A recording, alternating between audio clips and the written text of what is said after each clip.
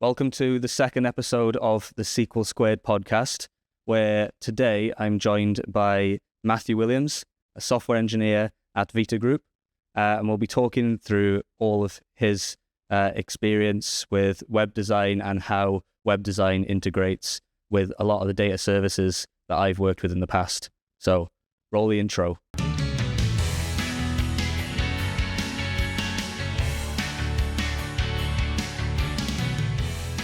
Welcome, Matthew. Nice to meet you. Yeah, thank you for having me. Nice to meet you. No, that's good. I wondered if you could give me an introduction into yourself and your technical experience so the audience knows kind of what we're going to be talking about today. Yeah, sure. So, hi, I'm Matthew. I'm currently a software engineer, like you mentioned, at Vita Group. And I transitioned into web development and software engineering around 3 years ago via a bootcamp at the University of Manchester.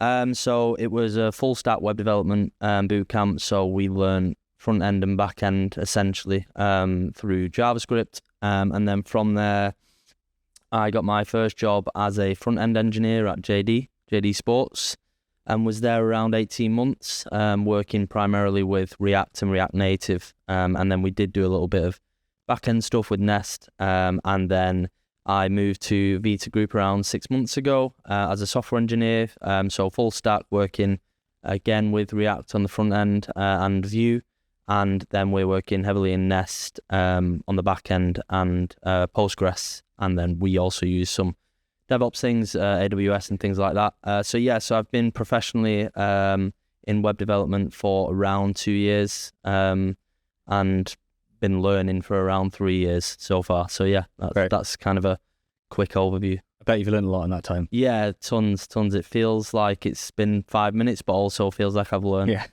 a mass amount, but also still feels like I'm maybe like 5% into learning everything within web development and software engineering. So yeah, it's been a good 3 years. Good. Yeah. I feel like the first 3 years of anyone's kind of development career is kind of where it kind of takes off. Yeah, it's incredible. Every day is like something brand new. Learning something new. Yeah. That's what we like to hear. If you're, I read a quote yesterday on kind of, if you're to be in the right job, you've either got to be learning or earning. Yeah. And I find that's really true. Yeah, if you have neither, you should quit. Yeah, 100%. I think, like you mentioned, it's a case of, that's one of the things that I think pulls people to, or it definitely pulled me to this job and this industry, is the fact that it's just so vast. Yeah. Every day you're learning something new and you're always piquing your interest. Yeah. So many different technologies, and obviously we'll jump into a discussion around a couple of them today. So some of the details to go over today, some of the main talk points that we'll be going through, just to kind of give an introduction. We will talk about the coding bootcamp. Yeah. Because I haven't been through one myself, but I've hired quite a few developers out of coding boot camps, and I think it's really important to talk about how good they are and how they compare to university, because I did my computer science university course. So you can kind of compare those together. We will talk about your time at JD Sports and Vita Group and any interesting projects that you've had, and especially we've just mentioned about learns and like what the biggest learns you've had out of it as well. Obviously yourself as a software engineer, and this is a data podcast. Yes. I really want to dig into more of the back-end stuff associated with website development, security, how to use data, how to manage it correctly. So I'm sure that there'll be quite a few different data technologies that you've heard of. Yes. That you don't necessarily know much about. So it'll be good to hear if there's anything you want to know, anything you want to learn from me, or anything we can kind of research together to find some more details so we can both learn on this podcast. Yeah. So to kick off then, starting out in web development. So your coding bootcamp, do you want to give me a little bit more detail about what you did there? Yeah, sure. So as I mentioned before, it was a full stack web development was the title of the bootcamp. So it's essentially made up of 3 stages over 6 months. So 3 2-month blocks. We essentially learn in the first month, the first 2 months was the basics of HTML, CSS, and JavaScript as a whole. Yep. And then kind of like a front end focus on just interacting with APIs to build simple front-end applications, essentially. Then the second part moved on to the back end, was solely focused on the back end, which for us was Node.js and Express, essentially, to just build simple REST APIs to kind of interact with databases. So we used a MySQL database, and then we also used MongoDB as well for objects related database as well. And then the final 2 months was bringing them together, like the full stack element of it. So building a full stack web application. So for example, we built an application for musicians that are maybe like a solo musician that's looking for a band but doesn't know any other musicians and things like that. Like Tinder for musicians. Yeah, Tinder for musicians, essentially. Yeah. So we built. We also learned React in this part of the course as well. So it was React front end, a Node and Express backend, and then I think we used MongoDB for the database as well. So yeah, so it's essentially learning the basics of web development, and essentially was centered around, we would do a project a week individually, and then at the end of each 2 months you would do a team project, so that you would A, build up a portfolio, and B, also get an experience of working within a team as well, which is obviously trying to simulate actual real world. That especially in software development, with a lot of companies and teams using kind of agile and scrum approaches, that is such an important part. Plays such an important part in the output that you get from projects and how well something goes, because you've got to be working as a team. You got to be switching up where you're focusing on, what you're working on. In my current job, my team is a mix of both software and data engineers. And some of the data engineers kind of jump in on the back end API work. And some of the software engineers sometimes jump into a lot of the data pipelines and things, populate data from third party systems as well. So you've got to be quite agile. Yeah, for sure. And I think it helps kind of learn how to take and give control. I think one of the things that I struggled with at first was kind of putting trust and confidence in your other team members, and also being able to openly communicate, I need help, or how can I help here, and things like that. It definitely helps build up those kind of skills, because when you're just building projects on your own, you kind of have none of that. It's fine, you just get your head stuck into it, but then you have to be able to, and especially on the job that I'm in currently, we do a lot of pair coding, and you're basically working with somebody else, at minimum one other person every single day, so it's super important to kind of learn that. I suppose for the benefit of some of the listeners who are either more junior or wanting to get into the industry, would you recommend to people to go to the same bootcamp that you did? Yeah, 100%. It was really good for somebody like myself who knew that I wanted to get into the industry, but it can be quite daunting with the amount of opportunities and different roles and avenues that you can go down. I would say that it's a great way it gives you a purpose and a plan, which can be hard. I mean, being a self-taught engineer is a possibility, and I think you have to be a certain type of person to be a self-taught engineer, but for sure to have the structure and somebody to basically tell you the things that you need to learn to just get going. All you need to do is get going. Get the first foot in the door, just get something rolling. It's a great way to do that, for sure. Great. Yeah, I mean, like we've already said, when you get into software development or data development or any sort of programming in general, how fast you excel in the first 3 years is, I think, surprising to everyone. It is, and it's super important as well. Yeah, 100%. One of the things that I've just noticed from what you said there, compared to, I suppose, what I went through at university, my university stuff was much more theory-based. A lot more kind of deep into maths and algorithmic design, rather than the actual doing and the teamwork and things like that. So I felt like when I left university, for example, I became a SQL developer. I hated databases in university. Absolutely hated it. I wanted to go into like API development, C# and all that sort of stuff. But just so happened to get a job as a SQL developer, and I just fell in love with data in the workplace. Yes. And get the impact that it has on businesses in general, and the working of applications, and how information flows from one place to another. Something that really, really interested me. Yeah. I learned all the details on how to work together as a team, and more of the actual practical skills of data development within my role. Yeah. And not in university. Yes. However, university, I think, has given definitely a big bonus to me of kind of the back end theoretical knowledge of kind of what to apply. Yeah, 100%. One of the classic things that you learn is stuff, algorithms and time complexities, and how to loop through certain types of objects in the right way to get efficiency and stuff like that. 100%, yeah. And it's definitely something you can still learn on the job. But I suppose a level of complexity higher. Yeah, for sure. I'd say that is one of the things that I was going to mention, that the thing that you don't get from these boot camps, because they're short and high intensity and they're trying to get you job ready, is the theoretical side of computer science. Yeah.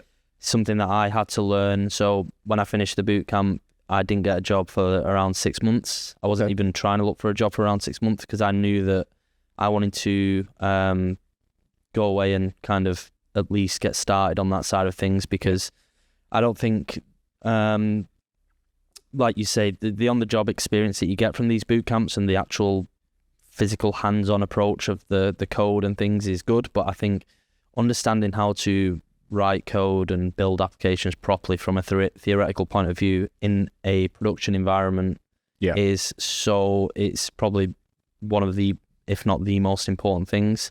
That's how you definitely get further in your career. Yeah, 100%. You can understand the details of how to build stuff at a basic level and get into the job. Yeah. But to progress fast, you need to have a lot of that background. 1000%. Yeah. So for anyone listening to this who is at a junior level, or even in your first role out of university or out of boot camp, or think going to a boot camp, make sure to get both ends of the spectrum to do well. Moving on to your roles then. Yes. From boot camp. So you've worked for a decent stint at JD and Vita Group. Yep. Two very different industries. Yep. To be fair. Obviously still working in software development. Yes. One of the things I always like to learn from people is any interesting projects that you've worked on. I know there may be a few that you, especially in your current role, that you might not be able to talk about. Yep. But is there anything that you can share with me today on interesting projects that you've done? Yeah, sure. So one that would definitely tie into kind of the data side of things. The first big project that I worked on as a front-end engineer at JD was a PIM system, so a product information management system. Okay. It was essentially for the merchandising team to manage the products or the upcoming products that JD were distributing on their websites and various other. So you had insider knowledge to what was coming. Yeah, well, yeah, you would think so, but funnily enough, we didn't really. I was working so heavily in like the dev and staging side of things that it was a lot of dummy data and things like that. We did obviously have to simulate real data as well, but that was a really eye-opening first project to work on, because obviously being JD and being such a huge company, there was a mass amount of data and data management from a front-end perspective, and it was quite a cool application to work on. Essentially, it was a way for the merch team to centralize a lot of their data and automated tasks, things like categorization and things like that. And from a front end perspective, we worked in a team of around, I think it was like 3 front end developers, and I would say maybe like 6 or 7 back end developers, a scrum master, and all those kind of things. Yeah. We didn't actually work directly with any data engineers in the team. However, the back end team worked closely with the data engineers and the SQL developers. And at JD, it was probably the biggest team in the tech department was the SQL engineers and the data engineers. There was tons, but we didn't work directly with them, especially with me only working really on the front end of that system. But yeah, that was a really, really interesting and good first project to get thrown into. Yeah, I suppose that a project like that gives you quite a lot of touch time on various different areas. Yeah. Thinking like, so the front end, what was that, web-based? Yeah, it was built in React. Right. Front end. Okay, so it wasn't like a desktop application. No. So yeah, well, I suppose with the project that you had, you get the exposure with the front end development, how that works with the APIs, but then also with there being 3 teams together. I know you said you didn't talk to the data engineers much, but the fact that flow of information, that collaboration between teams is there, I suppose, does get you touch time on various different areas. Yeah, so I definitely picked up on a lot of things that I didn't know anything about at the time, just being in the stand-ups and listening to the back-end engineers. Probably things that you'll know a lot more about, things like Kafka, Elasticsearch, and all these different things that they would discuss, because their API that they was building was passing a lot of data and dealing with millions of different bits of data. So yeah, even just being in the stand-up, this was before working on the back end in a production environment as well. I picked up on a lot of things, even just if I'm listening, and things that they were talking about in the daily stand-ups and the retros and things like that. So yeah, it was really interesting and eye-opening, and a really good first major project. So you mentioned Apache Kafka there. What do you know of Kafka and what it's used for? So I know from my time there and a little bit more just reading about it purely out of interest that it is, I believe, used for like live data streaming and logging and all these different things. I believe we used it heavily for logging, mainly. But yeah, my knowledge on it is fairly non-existent. But I know that the live data streaming stuff is really interesting. Something I definitely want to learn more about in the future. Before. Now, something I've had to play around with. I haven't used it in any kind of production projects before, but event streaming information kind of quite nicely link in with your knowledge of MongoDB. Yeah, to be fair as well. Databases like that, or in Azure, there's Cosmos DB. I use similar things, kind of document store databases to store information from event streaming services. Yeah, real-time data is something that businesses really have to decide whether or not they need. Yeah. Because it's a very different way of moving data between systems. Yes.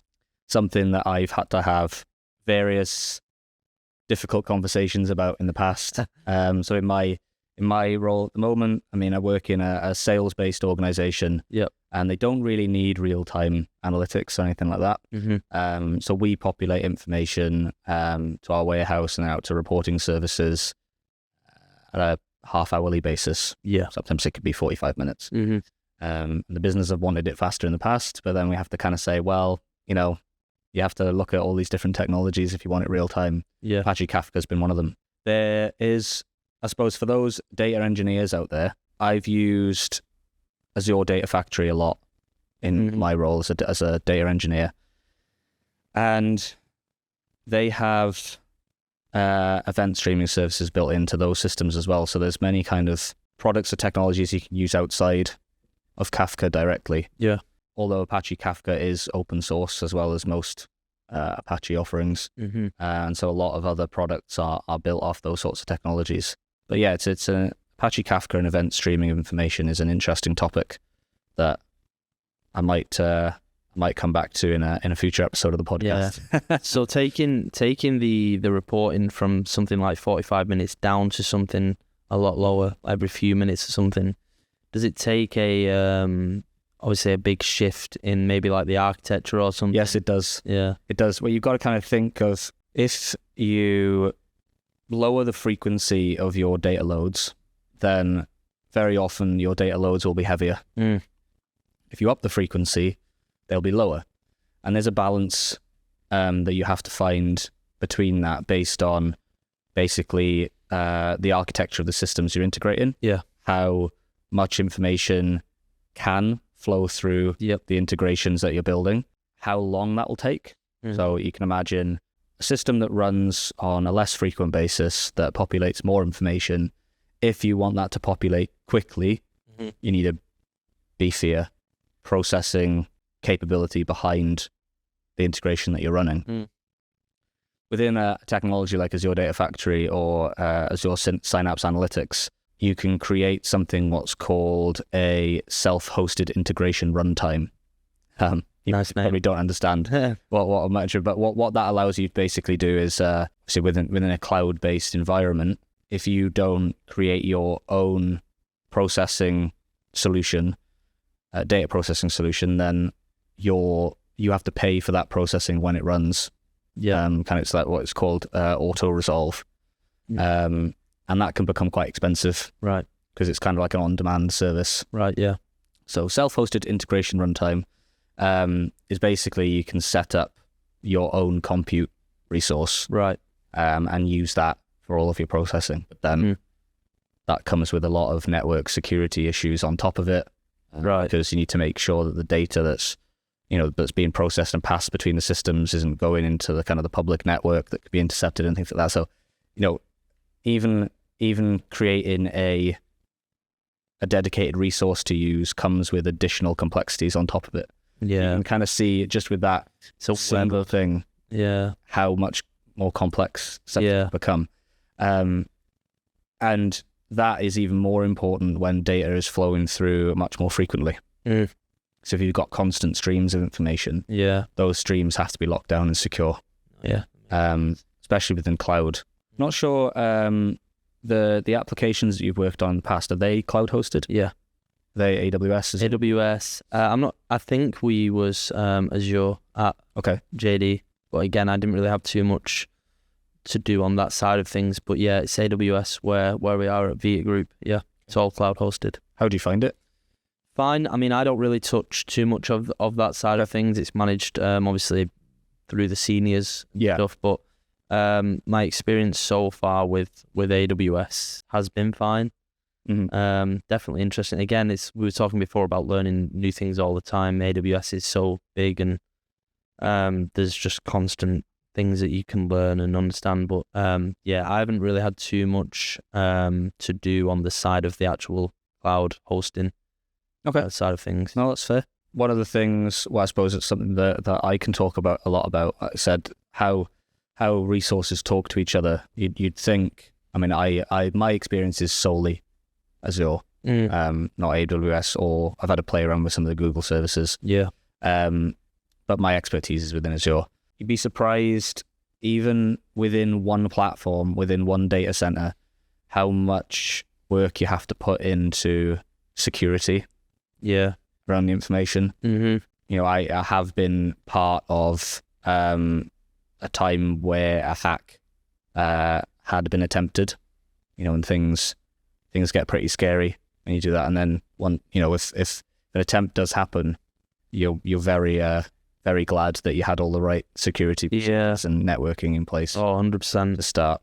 But I have a sysops engineer within the team that again kind of handles a lot of that Azure based architecture. So again, it's kind of important to have people that have the skills and the expertise needed to get that right, because if you get it wrong, 100%, 100%, especially when you're dealing with a huge company. I know JD used to get a lot of security concerns, and they had a huge security team around that kind of thing. And again, it was all in Azure as well. Well, the bigger the company, the more you're in the limelight. Yeah, exactly. Yeah. And I think anyone who isn't an expert in this field will be truly surprised by how many cyber attacks and data breaches and things are attempted, not necessarily happen, because a lot of companies have the right infrastructure there.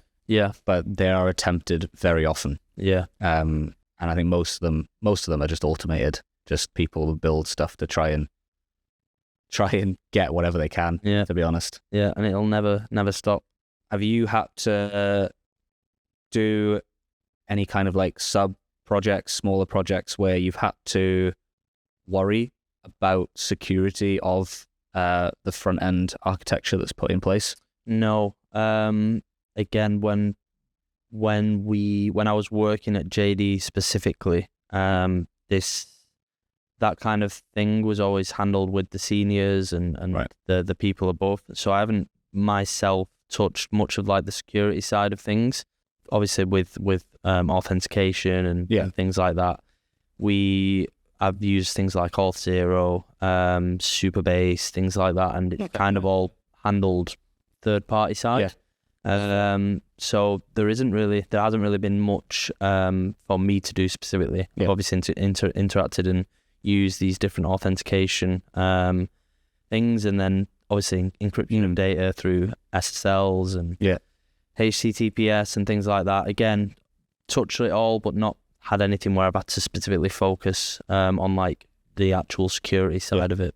Well, so all stuff. I mean, you touched on quite a few things there that need to be considered when developing. Yeah. Yeah, especially user interface designs. I think a lot of the time the security is more handled by the API services. Yeah. That sit behind, like, because they are the gateway into the data. Yeah. And the services there. On the front end side, I suppose it's more validation focused. Yeah, for sure. Making sure the right information is entered in the right areas. Yeah. And that the right information is passed into the correct locations to provide the information that you need, and you're not going to get any false information presented to users. That's it. I'd say it's definitely heavily around authentication and validation, I would say, on the front end side, for sure. We mentioned Kafka. Which is, I suppose, a data engineering event streaming service. Yes. Are there any other kind of data technologies that you've either touched on or heard about or work with that you'd want to learn more about? Elasticsearch, for sure. Elasticsearch. Yeah. Elasticsearch is not something that I've got too much experience with. I feel like Elasticsearch is much more a tool and a way of gathering information in a more simplified and scalable format. I wouldn't necessarily mention it or kind of link it as a technology as such. No, yeah. I think it's definitely more a way for the back end side of things to improve, especially on speed, the delivery of the data to things like the front end rather than actual data engineering side of things. Yeah, so I think I've already mentioned Cosmos DB. I think Elasticsearch is kind of how the data is stored in the background. And I think things like MongoDB and Cosmos DB, kind of these document store databases, they use that technology or similar technologies to store the information in a way that can be gathered. Yeah. I mean, one of the things that you'd need to, I suppose, configure within an Elasticsearch-based environment would be partitions of the information. Something you really have to think about that you don't. I suppose within SQL, considering podcast is named SQL Squared, you can create things called constraints or indexes. That can kind of order the data or store kind of index arrays, if you like, of the data in the tables within the storage of the environment. So when you go and query the information, it knows exactly where to look and becomes a lot faster. Yeah. Elasticsearch, from my understanding, is a very similar theoretical application, but within document store information. So JSON, for example. I'm not sure if Parquet will be included in that. JSON documents are one of the big benefits, and these are one of the major benefits associated with software development as well, of document store databases, is that the data in the background is what's called schema on read. So with SQL environments, you have to store the schema. So it's like a table row based system. So your table has dedicated schema associated with it, a structure, and then every row within that table has to adhere to that schema. If it goes outside, it fails, it breaks. Yep.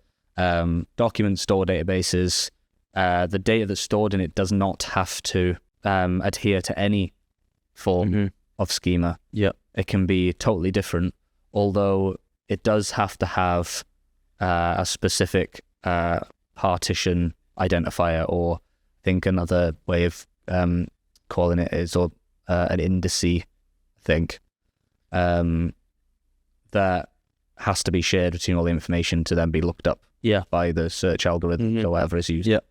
Like I said, it's schema on read. So, for example, you could query using an API, a document-based database for a certain JSON path. Yeah. And then it would only bring you back the information that matches that JSON path. And it wouldn't error if it came across a file that didn't have that JSON. Yep. Because that's the saying it. So things like NoSQL databases, as I think they're generally called, have their own purpose as opposed to relational databases like SQL. I think in AWS you've got Amazon Redshift. I think they have. I think you can have a Postgres as well. Yeah. I think they give a few options. Again, Postgres is open source. Yeah. So Postgres is used a lot by within the industry and various cloud providers because they don't have to pay licensing fees for the technology. However, T-SQL or Transact SQL, which I suppose was the parent of all these SQL technologies, built and owned by Microsoft, so it's built in Azure. So that's kind of where I work very heavily on, or what I work very heavily on. But yeah, I suppose that's a kind of a learn for anyone listening, the difference between document databases and relational databases, or NoSQL databases and SQL databases. Yeah. But yeah, it'd be interesting to know. I think obviously you weren't involved with the data engineers at JD, but be quite interested to know what sorts of technologies that they used, especially for the storage of product information. Yeah. I'd assume it's SQL. Yeah, they had a huge SQL team. So I know that we definitely did use also NoSQL for certain things, but the SQL team I think they had multiple SQL teams. I'm not sure the differences between the teams, but I know for a fact that they had more than 2 or 3. But yeah, one thing I'd definitely like to know more about, or definitely learn more about, is how to be as secure as possible from a back-end perspective when you are querying SQL databases to prevent things like SQL injection attacks, things like that. What are the best practices around that? One of the I've actually had some related experience to this recently. It wasn't due to an attack. We had an incident where we ran like a penetration test tool, which we didn't know was going to try SQL injection. Right. And then there was obviously this penetration test tool is not part of my team, being the data developers, and we kind of saw these SQL injection attempts. And we started to panic. Yeah, we were like, "Oh my god, what's going on here? What have we got in place?" Luckily, I said nothing got through. Nothing got through. Yeah, so it passed the tests. Nice. But some of the stuff that you need to have in place is your first line of defense within an API, I suppose, especially, is to check for SQL within the parameters that are passed in. Yeah. And in this example, we had a contact us form. Yeah. So this is what it was testing. A contact us form on the website. And it basically like first name, last name, phone number, blah, blah, blah, blah. The system, the tool that we used tried to insert SQL commands into that. Right. Okay. First of all, the front end didn't have any validation on it. So the front end basically failed and the request went through to the API no matter what. So your first line of defense should be, as we've already mentioned, that front-end validation kind of needs to say, hey, this doesn't look right. Yeah. Or For example, if you think of it like when you enter passwords, where you have to have a certain, it comes up with a little pop-up saying must be 8 characters, number and letter. Mm-hmm. You kind of want similar validation techniques behind other fields as well. Like, for example, you wouldn't expect a first name to contain select, comma, open brackets, whatever, to pass dynamic SQL injection in. Yep.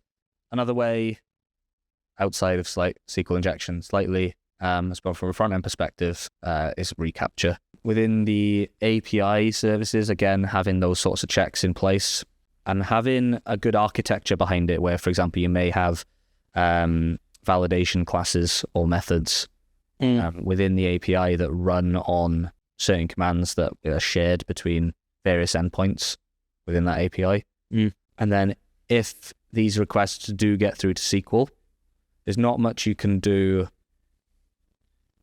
when it starts to be ran because it's using validation that's probably pre-approved via the API connections. Yep. But you can protect against it based on how the data is stored.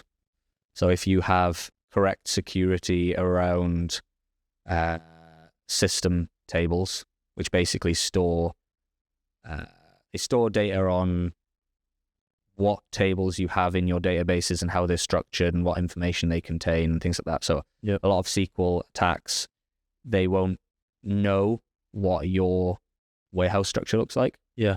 So they need to put in an attack to read the system tables. Right. To then figure out where, what information they need to go through and loop through to gather data. Yeah. Making it so the API connections don't have access to that information, one way of doing it. Right. And then also encryption on the data as well. Yeah. Making sure that, for example, if an API should only have access to product information, for example, that if people's banking information is stored within the same database, that the same API connection, although might be able to read that banking information as in a row-based, if the banking details are encrypted and that API doesn't have access to decrypt that information, the attacker will just be given random garbage. That can't understand. So, it's all about kind of very similar thing to that schema approach. Within SQL, it's all about how it's architected. Yeah. And make sure that you've got all of the right security principles and connection details and permissions assigned to certain connections within the system. So there's various different approaches that you can take all the way through. Yeah, different layers to it, for sure. Yeah. And super important as well. Yeah. No, it is super important. And it's something that is very, very easily just ignored. If you're starting a new project, especially working at a small firm or a startup that's trying to go really quick, they will care about feature over function mostly. And it can be very dangerous if you don't take that function into account at a very low level. And it's something that also requires expertise. So if you're in a startup and you've basically got a junior data engineer, that junior data engineer isn't necessarily going to have the knowledge or skills around what I just said to go and look at all of those security principles. Yeah. So that you've got the right protections in place. Yeah. And for sure, like you mentioned, then it definitely is important to have somebody that whoever is architecting the application to understand the high level of the overall, the whole system, so that things like that don't, like you say, get missed or ignored and are taken into consideration, especially for like you mentioned, at small firms and stuff like that. They want to just kind of push things out. It's important to, when you're architecting it, understand all those things. Exactly. It's something that's much more prevalent in the modern day. There's many more junior developers than there are senior developers. And you've also got the introduction of all of these AI services where a lot of the results that come from junior developers and especially the AI services are again more form over function. you ask it to do something specifically, it'll go and do that thing without much consideration for any of the surrounding bits that need to be done. Yeah. And again, it's especially with the help of these AI services, may help someone junior become a lot more productive. Yeah. Without having the direction to look at many of the other systems. Things can get missed. Yeah. It's definitely a worry of mine. There has to, you have to have the control around these systems. Yeah. And stuff like that only comes with experience. Exactly. Yeah. Somebody that has done it and been involved in it over a prolonged period of time. Yeah. I'm going to come back around to one of the points you said right at the start. You can learn the basics from any kind of. You can learn it online. You can be self-taught. Mm-hmm. But if you're not working with people regularly who are experts in these areas, then that's very easily information you can completely miss out on. Yeah. And to be fair, that is the point in this podcast. I want people to be able to organically learn this information. To at least hear of it in the background and think when they're next developing their SQL database, oh shit, I've got banking details in here to do something more with this data. Yeah. There's extra considerations to make. If any of you guys in the audience have any questions on data technologies, if you work in software development and or website development, API development, just like Matthew here, and you've got anything that you want to learn about within the data space, or you want to increase your knowledge around all of the surrounding systems and processes that we've just talked about, please feel free to visit the SQL Squared website. That's SQL Squared, spell out squared.co.uk, and submit a contact us request. I would be more than happy to answer any of your questions and to kind of grow this community out as much as possible. No matter what your level of seniority, you can also request via the website to be a guest on the show. I am based in Manchester, United Kingdom. So, for example, if you are way outside of that area, we'd have to do a remote podcast. But these in-person ones work really well. I think this is the first time we're meeting each other, Matthew. Yep. So, time. And I think the dynamic has been really, really good. If you want to be a guest on this show, just message me, visit sqlsquared.co.uk, fill in the contact us form. And if you have any questions that you'd like raising on the podcast, rather than questions directly to me, please email mailbag@sqlsquared.co.uk. That's mailbag@sqlsquared.co.uk. And I'll probably create in the future, if I get enough requests through, some like a mailbag focused episode, and I'll get someone on that's an expert in the topics that we're talking about, so we can kind of answer those and get the answers out to the community and get you guys involved. Or if you have any stories, we went over horror stories in the first episode. Got any horror stories or interesting projects, learns that you've had, please message in. I'd be more than happy to get back with my thoughts or to include them on future episodes. Thank you very much, Matthew. Thank you for having me for this episode. I greatly appreciate you coming on. It's been a bit of an ordeal trying to get someone as a guest for the second episode, but I think I've loved talking to you. It's been really great. I hope you've got quite a few bits that you can take away from this. Yeah, 100%. Even a relationship with a data engineer. I know, yeah. We can, we'll definitely keep in touch. Yeah. And, very, very similarly, I'm sure if we're working on projects in the future, we can even bounce ideas. Yeah, 100%. 100%. Thank you for having me. It's been an honor.